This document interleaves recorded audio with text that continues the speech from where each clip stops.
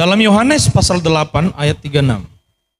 Kita sama-sama membaca Yohanes 8 ayat 36. 1-2 ya. Jadi apabila anak itu memerdekakan kamu, kamu pun benar-benar merdeka. Kalau saudara ganti kata anak menjadi Yesus, jadi apabila Yesus itu memerdekakan kamu, kamu pun benar-benar merdeka. Hendaklah kamu sungguh-sungguh merdeka.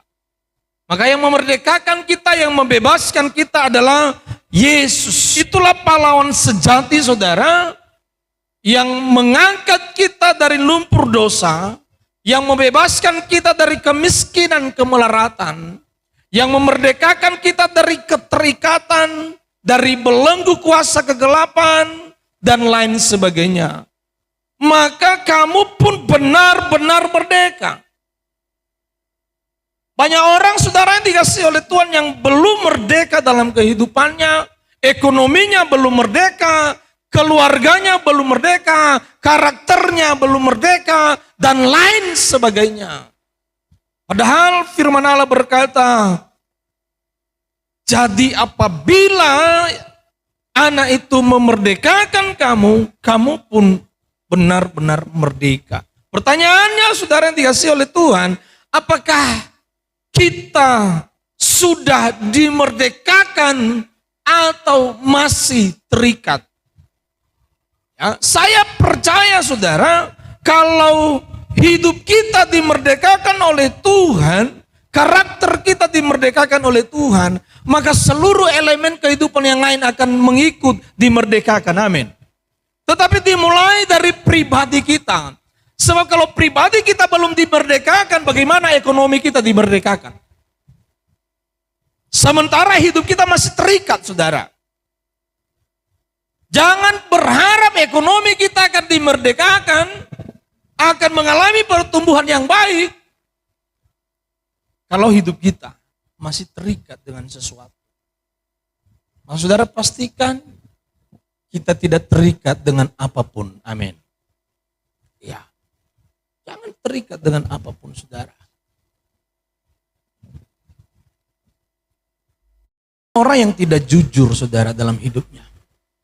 Dan sesungguhnya itu adalah sebuah keterikatan. Banyak orang gak jujur. Saya mau tanya saudara. Minjam itu boleh gak? Jujur kita ngomong. Boleh gak? Ngutang boleh gak? Yang gak bisa ngutang saudara. Minjam itu semua kita minjam. Pernah gak saudara kredit motor? Di leasing atau di mana? Itu minjam namanya. Utang saudara yang dikasih Tuhan, tidak ada niat untuk mengembalikan pinjaman.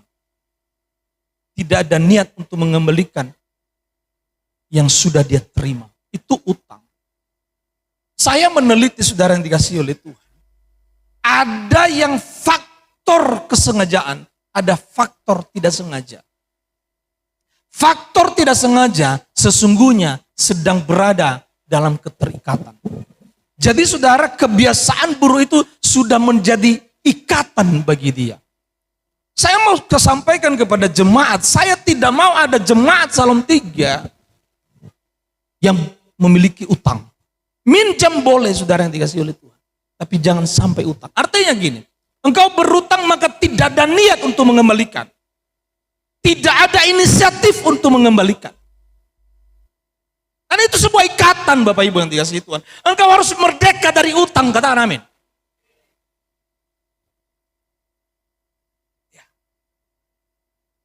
Sadar tidak sadar kita saudara, bahwa sesungguhnya ada roh lain yang sedang membelenggu hidup kita, sehingga kita tidak memiliki niat, tidak memiliki inisiatif untuk mengembalikan pinjaman kita.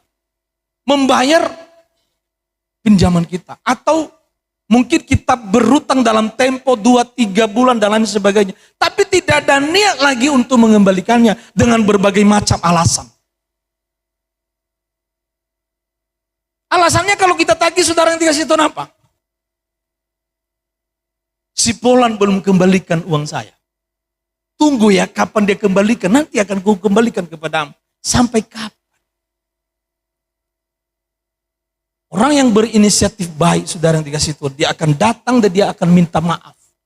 Dan dia akan berusaha menepati janji. Kalau tidak, ada satu keterikatan dengan itu, saudara. Sehingga roh itu, saudara yang dikasih oleh Tuhan, mengikat saudara untuk terus berutang dan sepertinya tidak menyadari bahwa sesungguhnya Anda sedang melukai banyak orang. Sama-sama bilang harus jujur.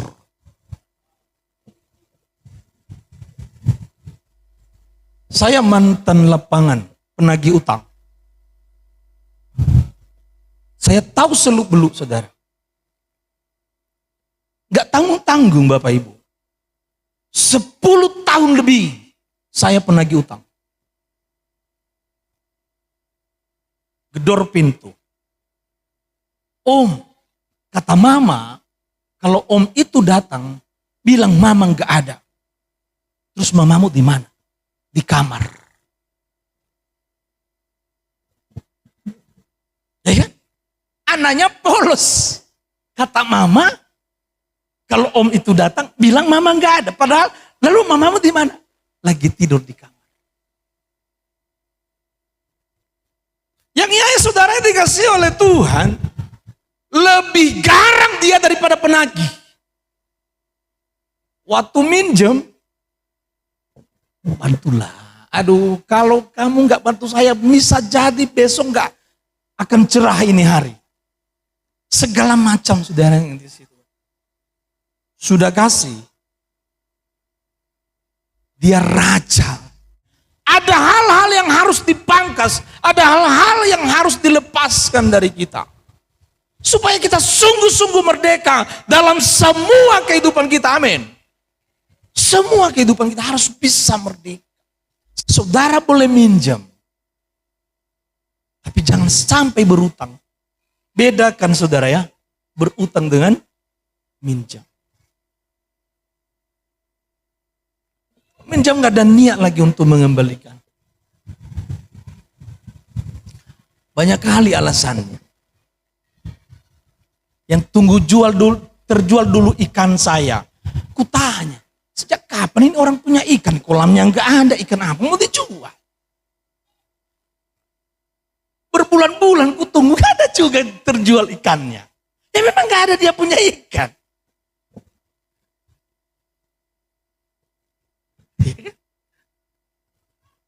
Ini realita hidup saudara yang dikasih oleh Tuhan. Ini kenyataan hidup. Karena saya percaya bahwa saudara rindu merdeka dari semua aspek kehidupan. Amin. Iya. Kalau anak-anak muda sekarang, bahkan juga jangankan anak muda saudara. Hampir semua orang yang tidak takut akan Tuhan, sedikit ada bahasa-bahasa yang menurut saya aneh dan tidak baku, tidak ada di kamus bahasa Indonesia. Bahkan pemerintah sedang melarang satu kata, anjay. Anjay, apa itu anjay? Bergeser jadi anjay, anjrit, anjir. Apa? Kalau noniha jangan ditanya, sikit-sikit, moga abaniulah, falelelah, itu kan sebuah keterikatan. Sikit-sikit cakap kotor. Jangan pikir itu bukan keterikatan. Bercanda bisa cakap kotor. Anjir. Sedang bercanda. Jangankan marah. Sedang bercanda bisa cakap kotor. Saya heran juga ada bahasa Nias. Pantang bilang batu. Padahal batu itu kara. Asal marah dia batu. Nah kalau sudah batu soyo, batu merah. Lalu kenapa gak bisa bilang batu soyo? Sehingga ketakutan dia merinding. Ada apa dengan batu soyo? Ada apa dengan batu merah?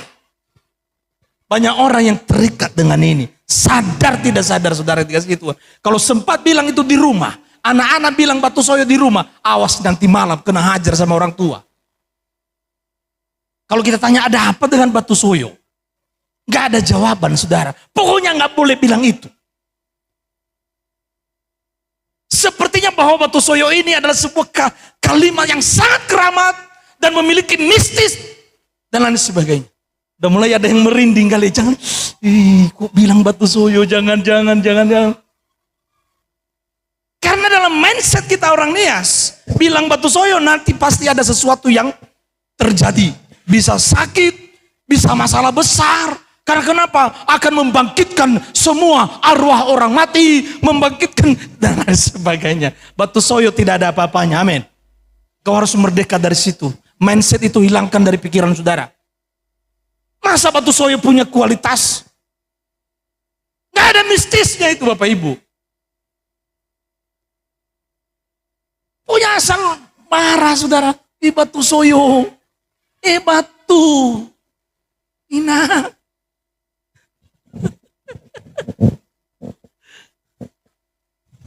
Itu keterikatan Bapak Ibu. Engkau harus sungguh-sungguh merdeka, amin. Walaupun saya berulang-ulang bilang batu soyo di sini, nggak akan sakit, percayalah. Karena itu dia nggak punya kualitas, dia nggak punya manfaat apapun. Kita yang sudah mengadopsi pemahaman yang salah, bahwa kalau bilang batu soyo itu akan mendatangkan penyakit, apa yang kau imani, itu yang terjadi bagimu. Iya, cakap kotor, anjir, anjrit, anjay, apa sih?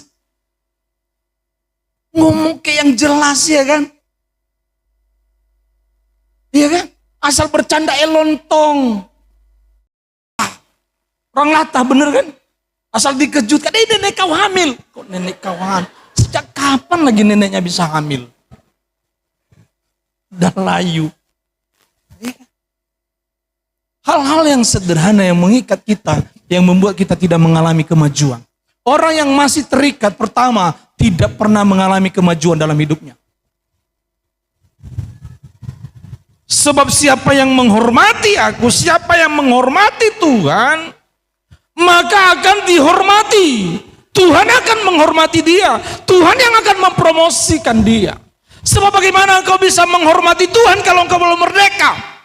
Orang-orang yang masih terikat nggak bisa menghormati Tuhan. Tetapi orang yang sudah merdeka itulah yang bisa menghormati Tuhan. Itulah yang bisa beribadah dengan baik kepada Tuhan. Dan janji firman Allah bahwa siapa yang menghormati aku akan menghormati dia. Aku akan promosikan dia. Maka orang-orang yang sudah merdeka, yang sudah bebas dari keterikatan, Tuhan yang akan mempromosikan hidupnya, katakan amin. Kalau Tuhan yang mempromosikan saudara yang dikasihi Tuhan, maka tidak ada satupun kuasa yang mampu merendahkannya.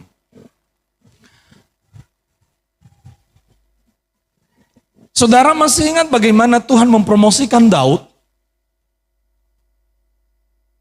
Daud berada di padang menggembalakan kambing domba ayahnya.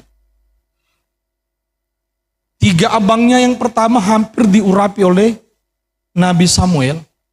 Tuhan bilang, manusia melihat rupa, tapi Tuhan melihat hati. Hanya inikah anakmu, katanya kepada Isai, ayah daripada Daud. Oh, dia bilang satu lagi ada di padang. Panggil dia. Kita tidak bisa duduk makan bersama kalau dia tidak ada di sini. Satu promosi yang besar yang Allah lakukan bagi Daud, saudara yang dikasihi Tuhan. Sebab Daud menghormati Allah, katakan amin. Orang yang bisa menghormati Allah adalah orang yang sudah bebas dari keterikatan, dari roh kemalasan. Bagaimana engkau bisa menghormati Allah? Ke gereja kagak, doa hari Kamis tidak, komsel tidak. Bagaimana Tuhan mau mengangkat engkau? Bagaimana Tuhan mau mempromosikan engkau? Bagaimana Tuhan mau membawa engkau pada level yang lebih tinggi, sementara engkau tidak peduli dengan Tuhan? Ya kan? Tuhan mau mempromosikan kita, Tuhan mau mengangkat kita, saudara. Tuhan mau memberkati kehidupan kita, tapi kita nggak peduli dengan Tuhan. Bagaimana Tuhan mau angkat seperti itu? Maka engkau pastikan engkau sudah merdeka, amin. Sehingga engkau bisa menghormati Tuhan.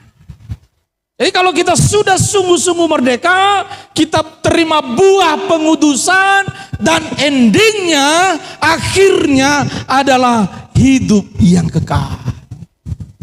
Ini saudara yang dikasih oleh Tuhan,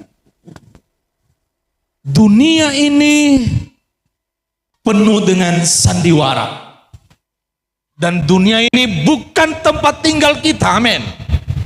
Ya, ada lagu begini, di hadapan manusia boleh kau bersandiwara, tapi jangan kepada Tuhan.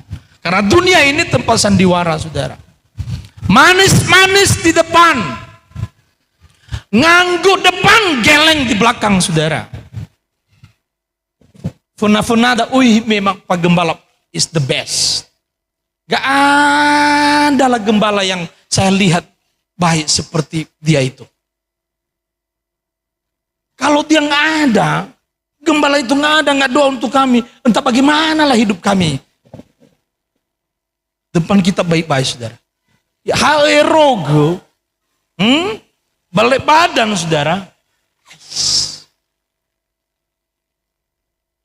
Bukan di atas jempolnya, langsung balik, saudara. 180 derajat. Depan ngangguk, belakang menggeleng, saudara. Itulah dunia. Dan ini bukan tempat tinggal kita. Amin. Kalau kita sungguh-sungguh merdeka, kita akan sampai pada kekekalan, saudara. Hanya orang yang sudah merdeka, yang sudah bebas dari keterikatan apapun, hanya itu yang bisa sampai pada sorga yang kekal. Maka engkau pastikan hidupmu sudah merdeka. Amin. Orang yang masih kedukun itu belum merdeka. Orang yang masih mendua hati itu belum merdeka. Dan dipastikan orang yang masih bermain dukun gak akan masuk sorga. Gak masuk sorga. Maka harus merdeka kita dari permainan dukun. Amin. Iya. Ononiha ia lualui lilo walangi sabele. O sedar depa. Lilo walangi sabele no sedar. Nah, tolong tanya ngegegeh damai funaya. Banyak orang nia seperti itu, cari-cari nama Allah yang asli. Lilo walangi sabele. Tadi barusan saya teleponan dengan salah satu pendeta di Nia Selatan. Bicara tentang lilo walangi sabele. Pendeta. Saya bilang, nggak ada, saudara, dikasih Tuhan. Ya. Kalau orang nia, saudara, walaupun pendeta, ya salam orang untuk menaklukkan orang, saudara. Ada kalimat yang luar biasa dan lidahnya harus dibengkokkan ke atas lidahnya. Pak Hulu tahu itu. Udah dapat dia itu. Ya kan? Udah dapat dia itu. Harus lidahnya dibengkokkan ke atas sambil menyebut dalam hati. Maka lawan bisa takluk, saudara. Tapi ingat, neraka sudah menanti. Sudah menanti, saudara. Sudah menanti. Jangan permainkan nama Allah. Amin. Gak ada yang dingenge, gak ada. Gak ada yang dibisikkan, gak ada. Ya. Dari ilmu kebal, ilmu hitam lah, jimat-jimat lah, mantra-mantra lah, apalagi jampi-jampi lah, okultisme, permainan dukun lah, kau harus bebas dari situ. Maka sampai engkau pada kekekalan. Bamanofu nofu gadayanowi hanabayao zite zaumba baderi. Hamba Tuhan sudah sampaikan kebenaran firman Tuhan, tapi engkau masih bermain dukun. Engkau masih terikat dengan dosa. Maka jangan bertanya-tanya, kenapa hidupku seperti ini? Kenapa aku nggak sampai pada kekekalan? Yang salah lu. Bana tohare dan ya zonowi mai terini wakeni masih bai fofo zindruhu nasi ibe bahalasa banahasi sehi. Dia akan melakukan pemisahan. Siapa yang belum merdeka dan siapa yang sudah merdeka. Yang sudah merdeka dia akan simpan dengan baik. Dan ini yang akan sampai pada kekekalan. Tetapi yang belum merdeka, itu yang akan tercampak di dalam api yang tidak akan pernah padam. Saudara yang dikasihi Tuhan, jangan sia-siakan pengorbanan Tuhan Yesus. Amin. Dia sudah mati untuk memerdekakan kita. Dia tumpahkan darahnya yang mahal supaya saya dan saudara bebas dari kutuk, bebas dari sakit penyakit, bebas dari utang, bebas dari kemiskinan, dari kemelaratan. Dan supaya kita sampai pada kehidupan yang kekal. Maka pastikan hidup saudara benar-benar merdeka. Amin. Yang berbahagia ialah orang yang sudah dengar firman.